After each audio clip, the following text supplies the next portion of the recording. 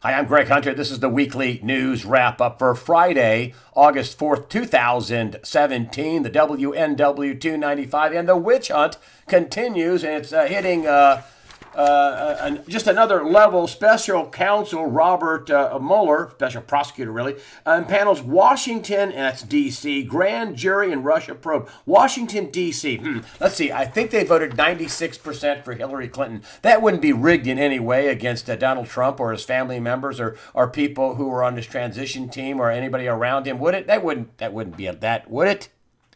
Listen, Robert Mueller has so many conflicts of interest, it's not even funny. And the statute says, and there's more than one, he's breaking at least two, but one of them says, even the appearance of conflict of interest, and ye must, not maybe, that whatever, shall, must, he's got to step down.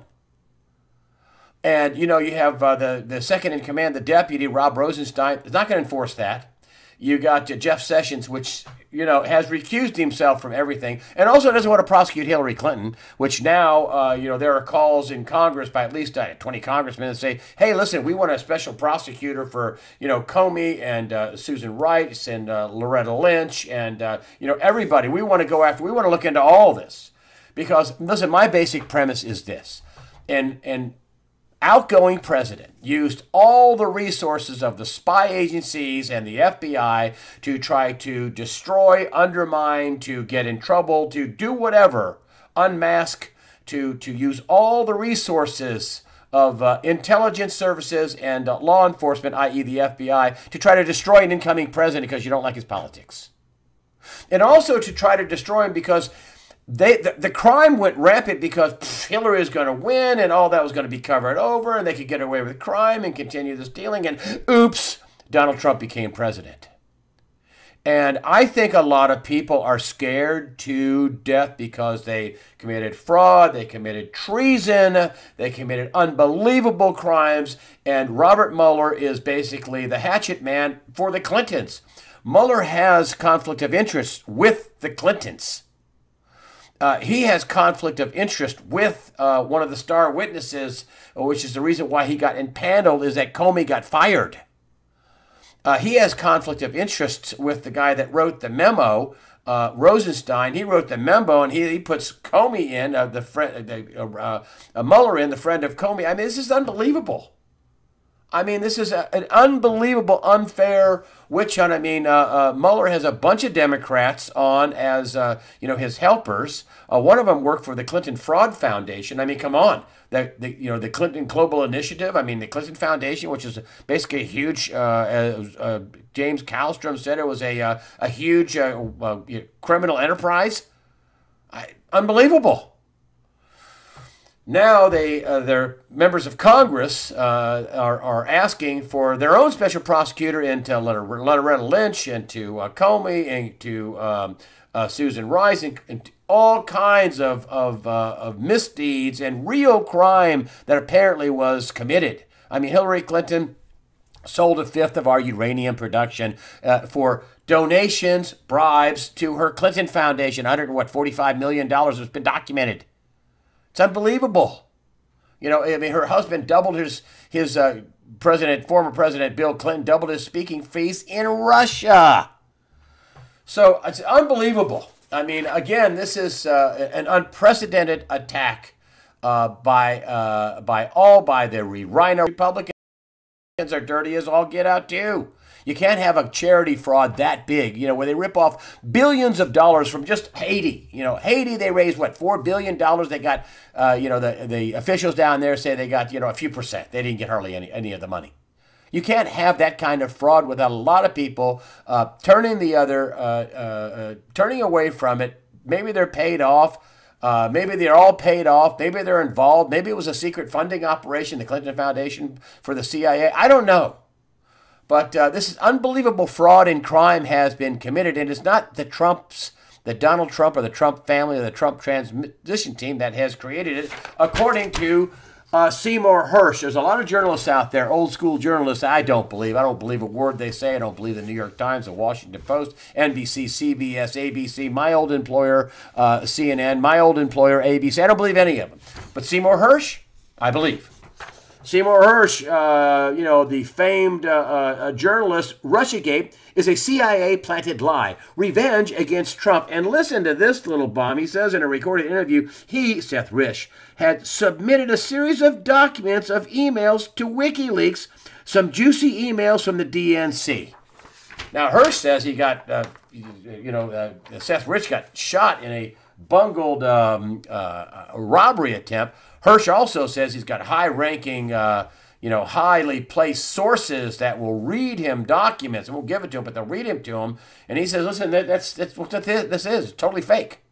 The whole Russiagate thing is totally fake.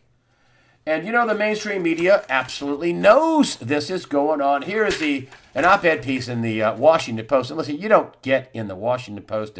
I don't get to send my op-ed to the Washington Post without approval by the top people in the Washington Post. But here's their headline: "The quest to prove collusion is crumbling." This is an op-ed piece in the Washington Post this past week. This is Ed Rogers. "At last, the story that never was is not happening." I mean, this is an unbelievable miscarriage of journalism for political purposes. That'd be propaganda. So I'll tell you, it's unbelievable. It's unprecedented. And the silence on the side of some of the Republicans. Where is Paul Ryan to ask Mueller to recuse himself, to step down by statute and law? Where is Mitch McConnell to ask Mueller to step down? These are all lawyers. They know what's going on. Most of these people are lawyers. They certainly know what's going on, know what the statutes mean, and who's disqualified and who isn't. And then you have some Republican senators, joining together with Democrats to make sure Donald Trump can't fire Mueller. It's unbelievable. And this is why Donald Trump is so absolutely pissed at Jeff Sessions. He knew he was going to recuse himself when he took the job, when he swore himself in at the White House. And listen, he hires Rob Rosenstein to hire Mueller as special prosecutor. I mean, come on. It's absolutely unbelievable. I'll tell you who the next person Donald Trump is going to fire or should fire, and it's his national security advisor, H.R. McMaster. He promised Susan Rice, the woman that was a high-ranking national security advisor to Donald Trump, Susan Rice could keep her security clearance in a letter. This is Breitbart. He also, H.R. McMaster, reportedly says that, Susan Rice didn't do anything wrong. I mean, we're back to using the intelligence services and the resources of the intelligence services here and abroad in England to undermine an incoming president. That's the charge. Now, Susan Rice says, "Oh no, we didn't do that," but they did do, legitimate, surveillance on the Trump administration for a completely bogus story. That's what Seymour Hersh says. That's what I've been saying for I don't know how long. They have to have this line of Russia collusion, because if they don't have that storyline, then they just basically committed treason and broke the law, many laws, for basically surveilling an incoming president and unmasking and releasing whole transcripts of phone calls, which just happened again, incidentally. More transcripts, complete phone calls released of Donald Trump talking to world leaders. Felonies, all felonies. But H.R. McMaster also reportedly has moved out all the people loyal to Donald Trump in his department in national security, and kept in the Obama holdovers, and made sure he told his staff, "Shh, don't tell anybody I've done that." H.R. McMaster, he is next on the chopping block, and you may ask yourself, why in the world did Donald Trump hire him? And some of my guests have said this too, but I believe the same thing now. I think he hired some of these deep state people to say, okay, I want to play nice with you. Try to work with me. We'll negotiate a deal. No, they're stabbing him in the back, et tu, Brute. So McMaster, you can bet your sweet hush puppies, H.R. McMaster, you watch, he's going to be gone. I mean, why you would have Susan Rice still getting, highly classified information, I'll never know, especially when the allegations are she and other people, many other people in the Obama administration, used the intelligence services to undermine the Trump team and Donald Trump himself to try to get him arrested or fired, and then they have this phony investigation. It's completely phony. On the economy, here we have the bull run. Charges onward, the bull run. I've got Cliff High from halfpasthuman.com to talk about Bitcoin, cryptos, also politics, and the economy. And I said, hey, new high after new high after new high. I mean, the bull run charges onward. I said, when is this going to crack up? He says, when is this going to melt down? He says, it's already melting down. This is the crack up boom. This is the boom you get before poof, you know. I think Rob Kirby at one time said, you know, everything's going to go supernova, or at least the dollar's going to go supernova. It goes, shh, poof, black, you know, then it turns black. So that's what Cliff High says is going on, and the implications for chaos are pretty great. He'll be the guest on the early Sunday release. But listen, you don't have stuff like this happening, and this is a USA Today story, and it's just a numbers business story, so I'm going to show it to you. Big 3 sales fall sharply in July as auto industry cools. Cools? But you got to be kidding me. Here, let me get in here. Let me show you some of the numbers down. That's, you know, the GM was down 15%.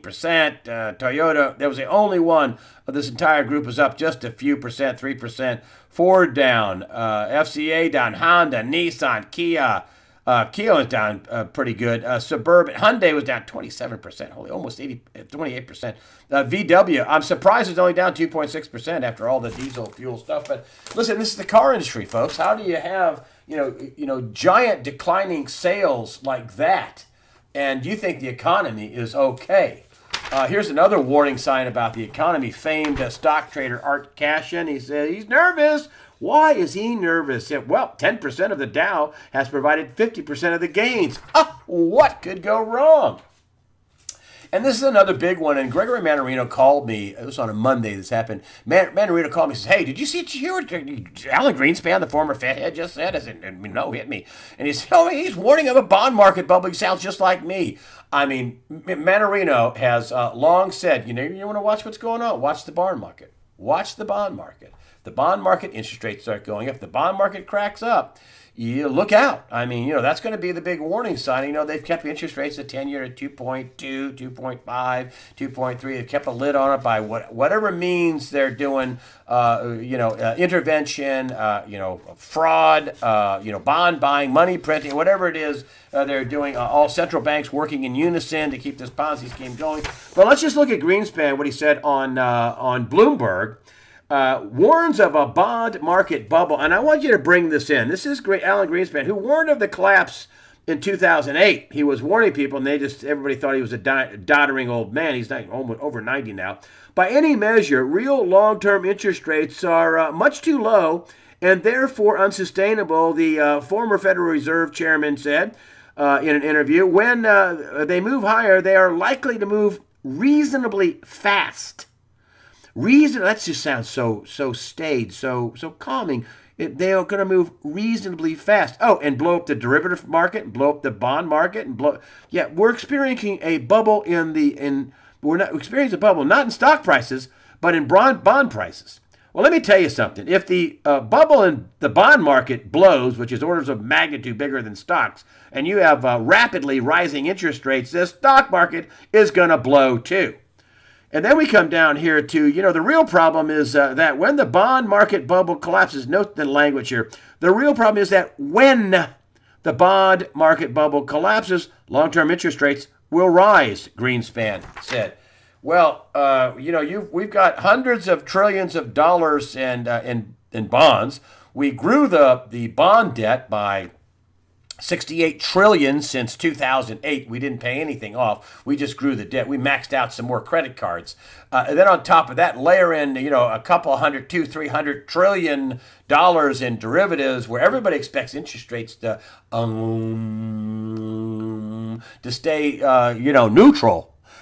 And you do get a zig when you get a zag when everybody is zigging, and you can have the whole thing just fall to pieces. The program trading stops will strike. We could have limit down after limit down, day after day. I mean, that'd be a falling axe, not a falling knife. And I would be very reticent to see who was going to step in. Incidentally, Jeff Gunlock said that he's short here. It's just free money. So I don't know.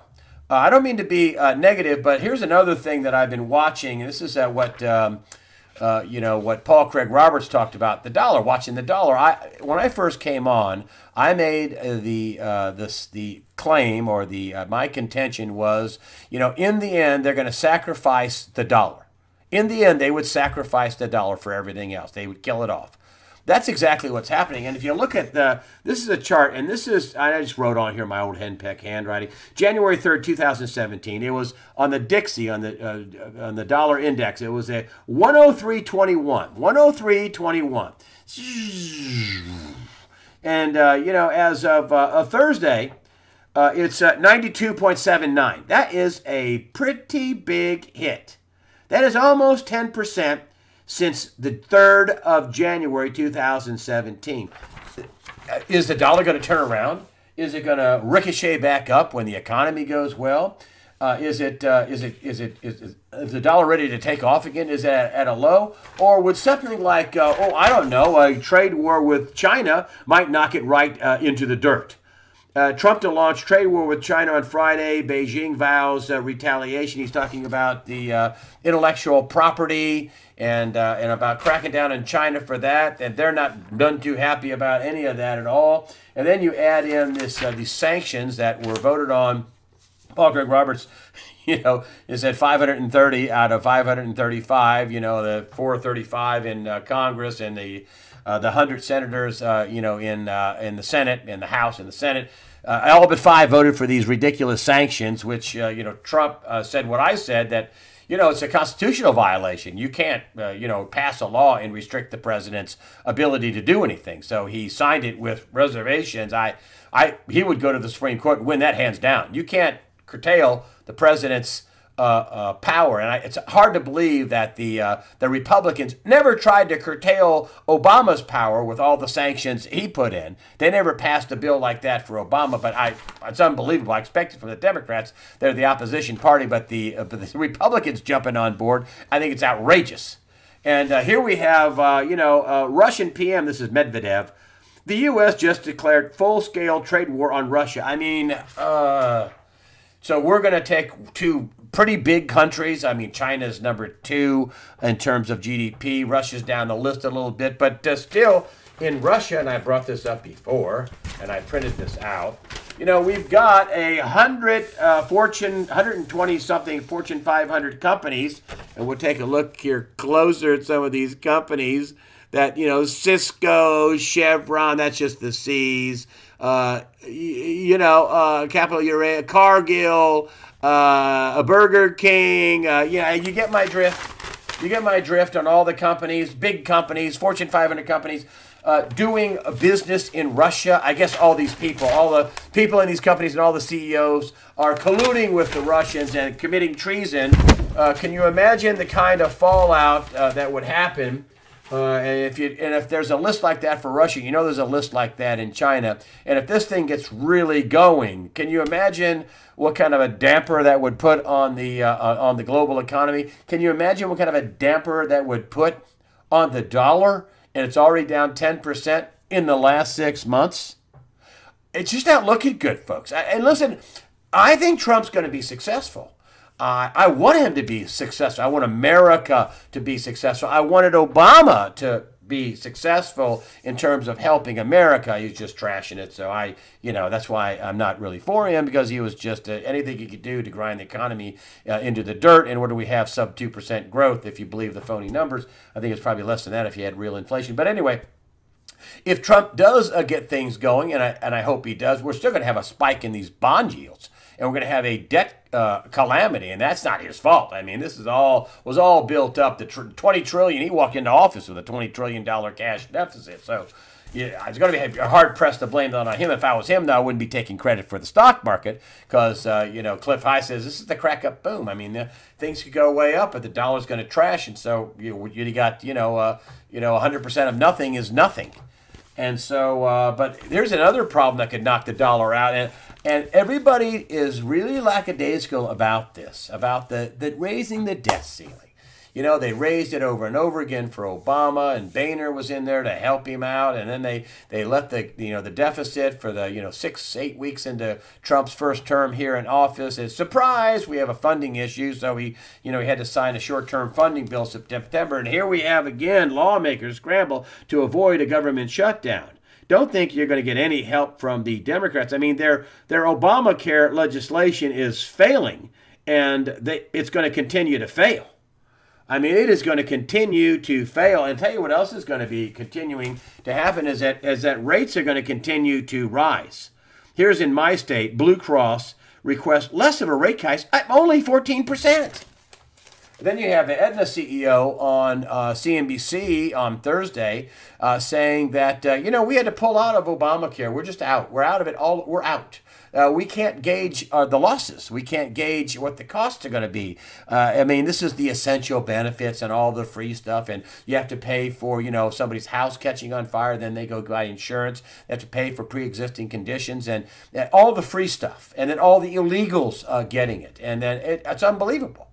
And basically what I hear the Rhino Republicans say, we have to keep giving the free stuff to the people who don't pay for it, and the people who have their rates go up by 120, 200, 300%. I mean, those people, sorry, you're going to get another 14%. It's unbelievable. That's not going to be a drag on the economy, is it? And Obamacare is imploding, and Trump's right to ask for them to get it together. Now, I know the senators are rich. They don't care whether they have health care or not, but their staffs are not rich. And their staffs get a 4% little benefit, a subsidy to buy the best plan available.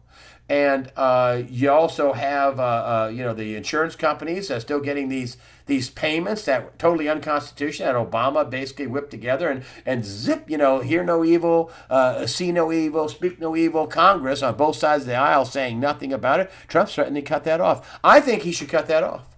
I think that would get the insurance companies to call up their bought and paid for representatives and to tell them, hey, fix this. This is billions of dollars.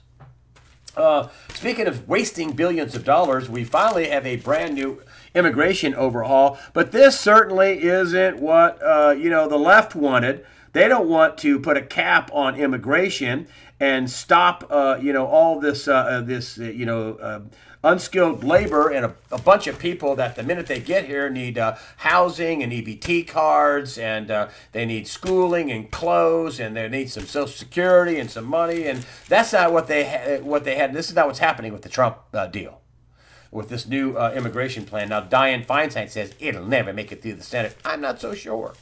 The overwhelming majority of Americans want a clampdown on immigration. And, the left, as I've always said, their ideas are so bad they can't sell them to the public here. They have to lie, and then they have to bring in desperate people, so desperate that whatever they do is a lot better than the third world hellhole they came from. But that's going to stop. And another thing, I will tell you something else. And here's a little something that, being we're on here, I'll just give you my analysis of this. And I read this is in USA Today, and we're all supposed to say, oh my gosh. I don't say that. I say good. Ohio City's Hispanics sent reeling after deportation. This woman was stopped in a routine traffic stop. Why don't we appreciate how these people are survivors and sacrifices they make? They didn't make sacrifices. They broke the law. And she's being deported. This Beatrice Castilla is being deported after, just a routine traffic stop. So here she is, came here illegally, and how dare someone take and deport someone who broke the law but's being a good person? That's like me, I've said before, that's like me robbing a bank, and then, and I'm on the lam for 15, 20 years like her, and I got a wife and some kids, and and I'm living fat and happy off the money I stole from the bank. And, I made some nice donations to people, and I've kept clean. I didn't rob any more banks. And I get caught. No, I shouldn't go to jail. What? Huh? I've been good. Listen, this woman's not a bank robber, but this woman broke the law.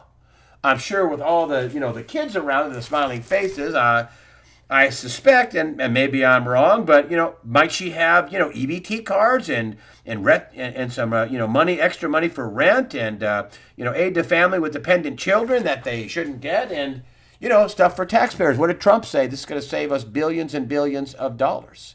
And we want skilled labor and people who speak English, and I say I'm all for it.